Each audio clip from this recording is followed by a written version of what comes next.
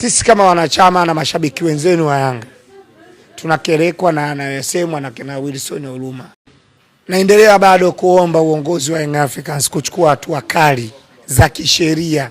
Huyu mtu anapaswa kuthibitisha maneno yake kwamba kama mtu kapewa rushwa, maana yake taarifa kamili anazo. Kama mtu kanunua mechi, taarifa kamili ya kwamba huyu amenunuliwa anazo. Anapaswa kuzitoa hadharani. Mpira utaangamia huyu dada yangu, mpira utaangamia. Hivi imagine, mimi ni mwanachama wa Yanga. Nalipa ada za wanachama, nanunua merchandise za club kama hii t-shirt tunaiona hapa 60,000. Si ndio?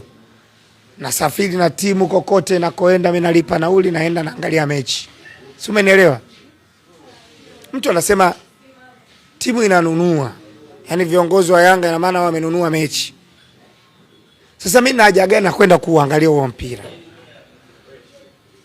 Kwa nini sikae zangu mtaani nikaenda kuangalia mechi Mwembe Yanga, nikaenda kuangalia mechi Mwananyamala B, nikaenda mechi kuangalia Kimara huko Bonyokwa huko. Nene nikaangalia mazoezi ya watu, niangalie mimi watu hawajatoa hela nione viwango watu wanacheza. Kuna wanachama wengine wanaamini anachokizungumza. Maneno yanayozungumzwa watu wanachukua, wanabeba. Mimi nitakwambia, mimi nishapokea simu zaidi ya 30 mpaka sasa hivi za watu wa Yanga wakisema uongozi wa Yanga uchukue hatua dhidi ya Wilson Oruma.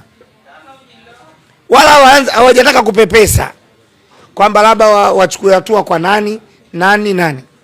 Wame-mention Wilson Oruma. Na mashtaka yake yako pale au?